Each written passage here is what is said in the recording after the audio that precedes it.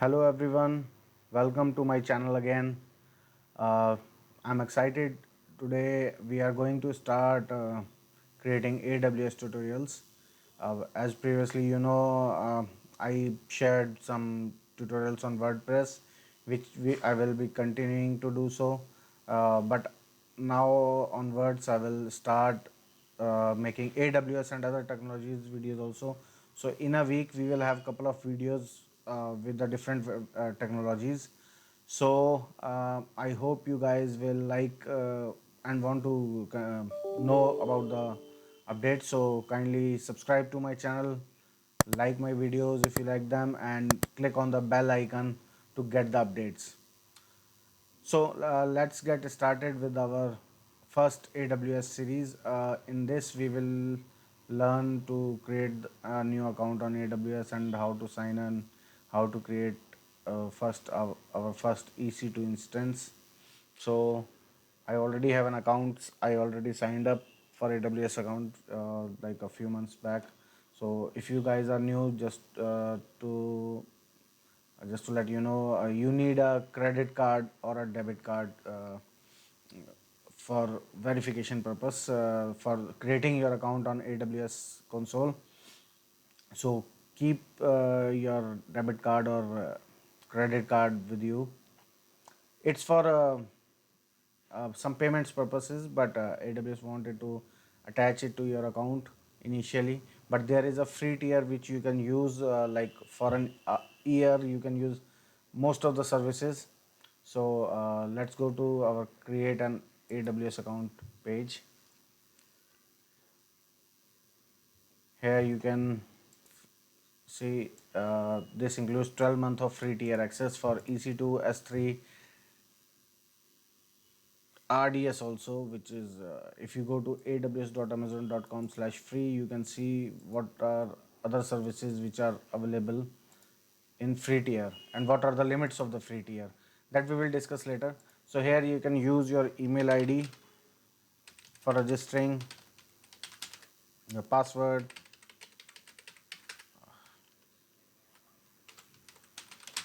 Let me create a strong password here so that it will not going to reject me again and again. AWS account on, I will say it will be Pankaj 9695. Let's continue. It will say CA. So let's fill the captcha here, and so it's saying account with this email is already exist. Let me do this again for you so you guys can see what was the message. So I'm making a small password now.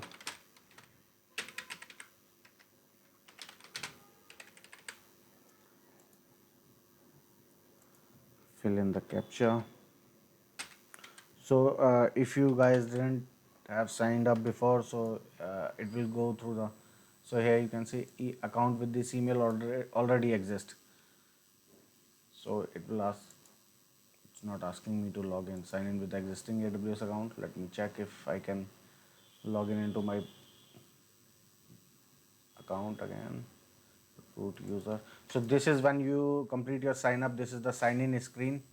So IAM user and root user, different things that we will discuss later. IAM user is if you are granting access into your account to other people, so you can use this feature. And if you are the owner of this account, you will use this root user. So let me go through my this old account if it's still working.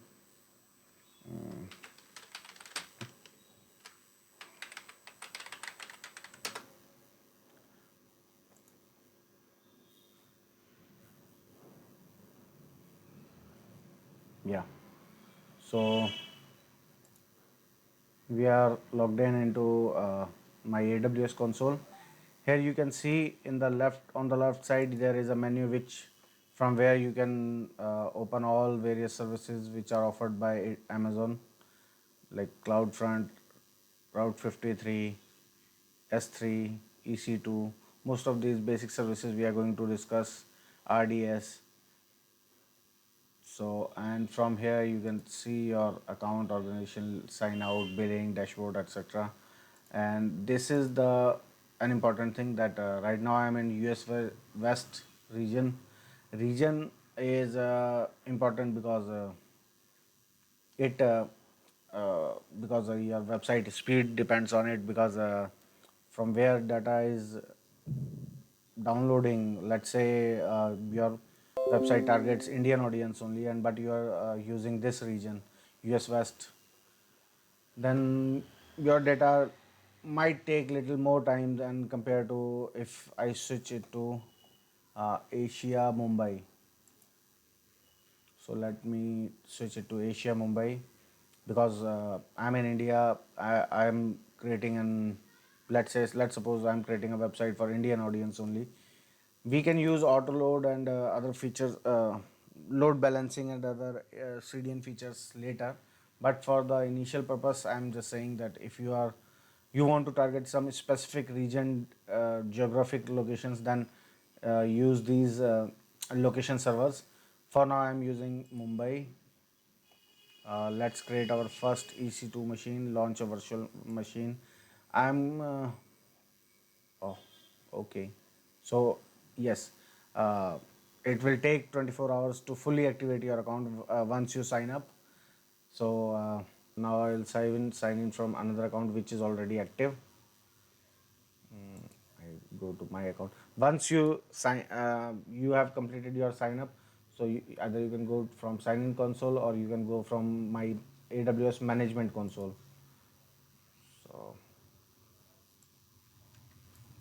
this is my sign into different account. Root user, this is my email ID for the active account, my password for the active account, sign in. So now we have logged into our Amazon account, AWS account, and this is our Amazon management console. From here we can manage different kind of services, like all these services are available from AWS.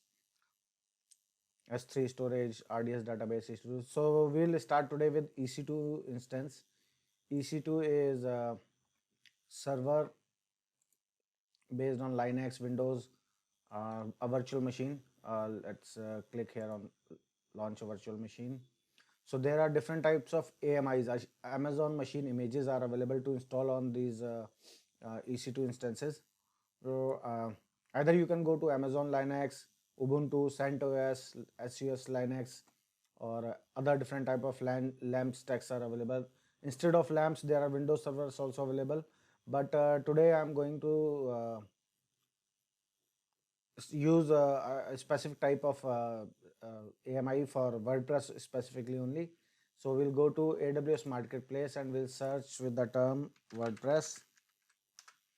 And here we'll see different type of WordPress AMI is available. So first one is WordPress certified by Bitnami and Automatic. Automatic is the company behind WordPress.com and Jetpack plugin, which are very famous. And the second one, I prefer mostly to install WordPress for myself or my clients using this AMI, because it's powered by Nginx and SSL certified by Bitnami and Automatic. SSL is free SSL provided by Let's Encrypt. So we will learn how to set up the free SSL also, how to set up it for the renewal also. So let's go and select this AMI. Uh, as I told you earlier that there are free tiers also available. So this is the free structure for this AMI. If you use for software, this is 0, but for EC2 instance, it will be this much charge. For this kind of instance, the instance type, you can check what instance type defines what kind of CPU or memory they are equipped with. So eligible, this AMI is eligible for a free tier. So let's continue. So our T2 micro is eligible for the free tier. So for this tutorial purpose, I'm going to select this instance type.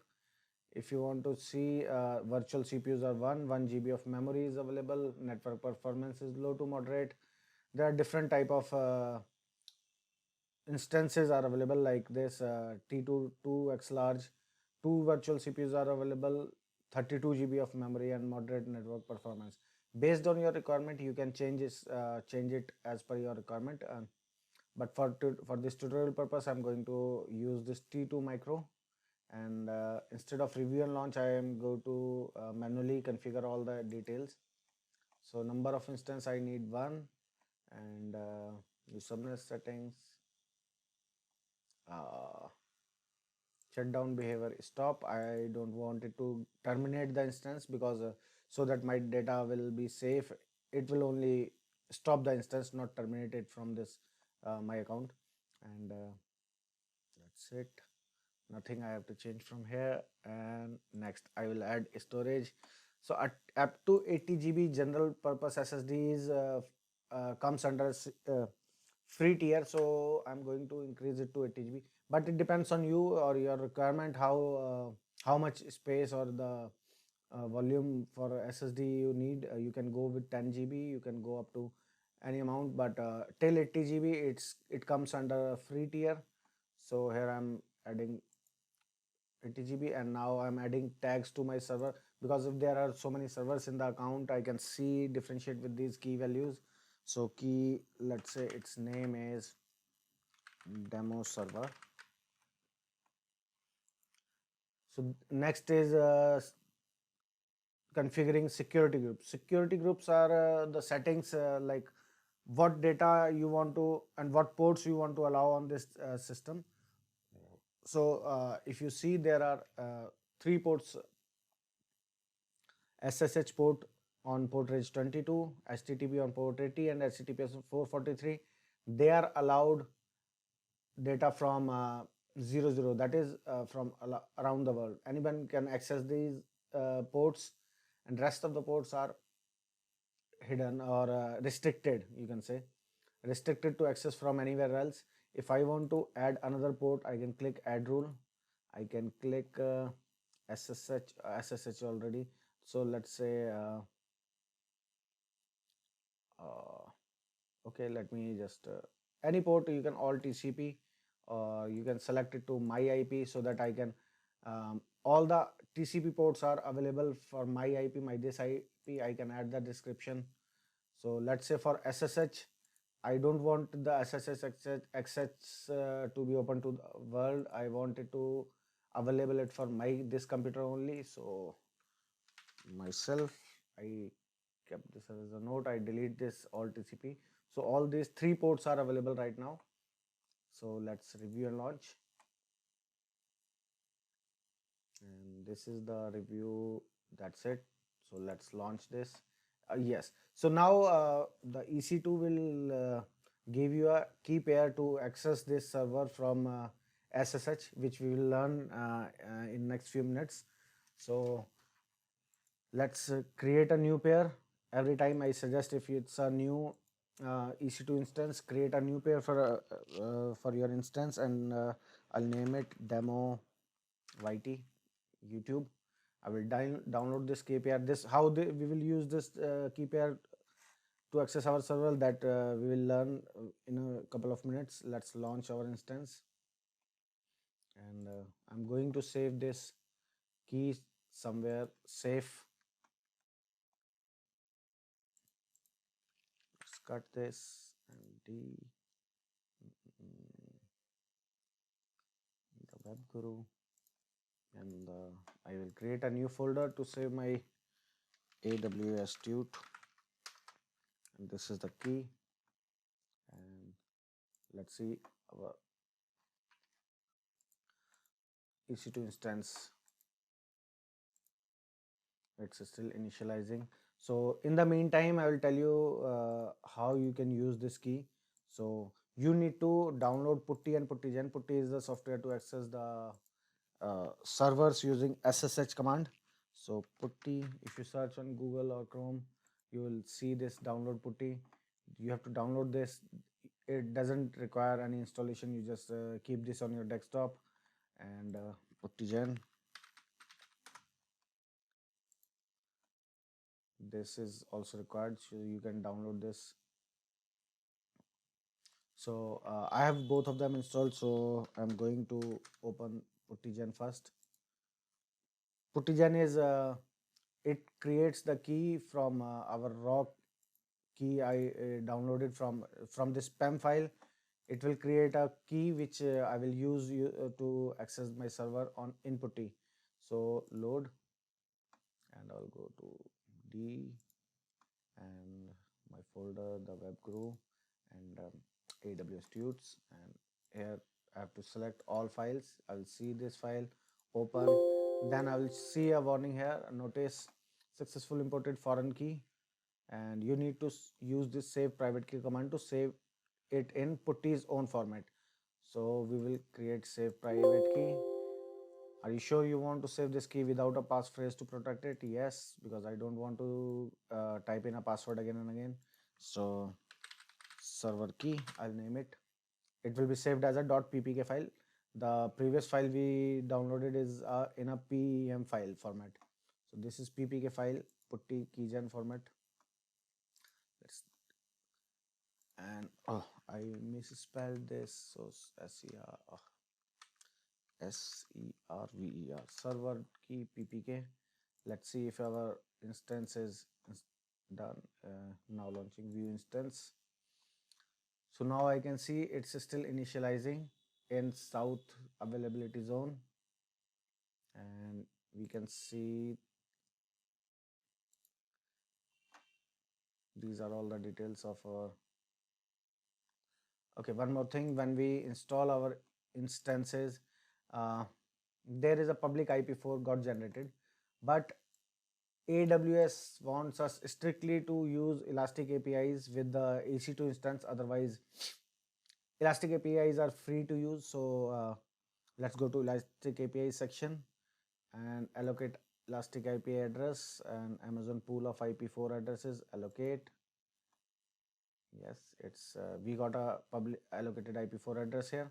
So we want it to, just a second, click on this associate Elastic IP address. I want to associate this IP address with my instance that I recently created, associate electric. When I click this, this will show me the instance ID, and it's saying running. So let's, before associating it, let's go to our instance, and I will edit its name to demo YT,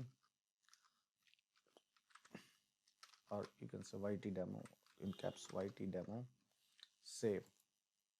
So now I have, if I have different 10 different EC2 instances here, then when I go to Elastic APIs and I start associating my recently generated IP here, so I'll click on associate Elastic IP address, Amazon. Oh, I already have allocated, so go back to this. Click on this IP address, associate Elastic IP address, and when now I click on instance, I will see the name of which I recently created, YT demo, and the private address of our instance. When I click, it will show it here. Allow this Elastic IP address to be reassociated. I suggest you to check this box every time, so that even if this IP address was used previously by someone else, it will reassociate, remove it from there, reassociate with your instance only. So let's associate, and let's go to instances section. We'll see now our public. Click here on instance ID,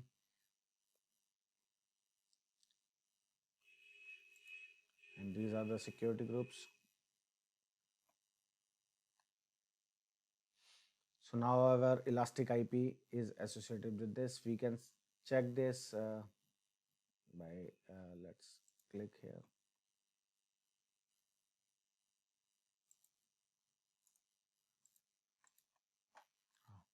Okay, let me just copy this IP address. I'm going to open this in Firefox.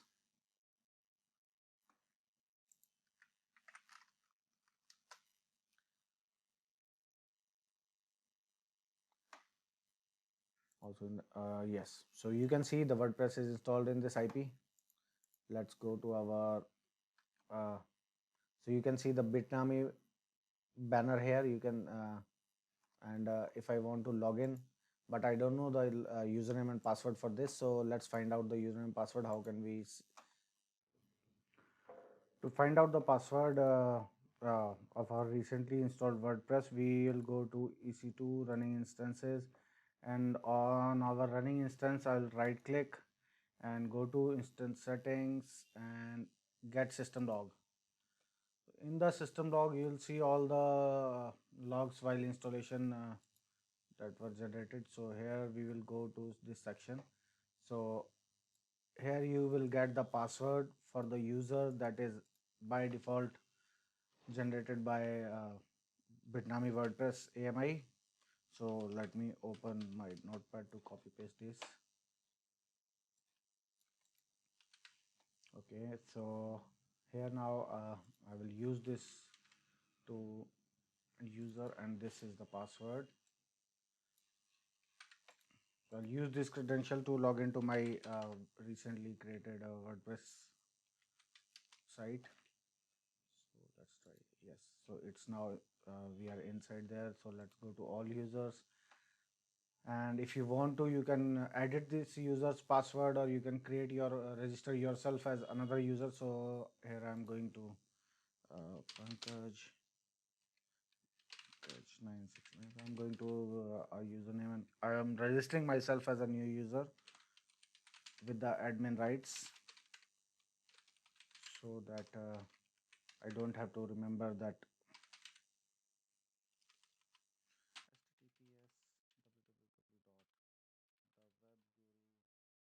https://www.thewebguru.xyz. So I'll update my role to administrator, and I'll click on show password and change this to something which I can remember. So let's say Pankaj 9695. That's it. So confirm use of I'll check this confirm use of weak password, and then I'll add new user. Now I'm added as a new user. So let's log out from this default user. I'll log in with my own credentials. Pankaj 9695.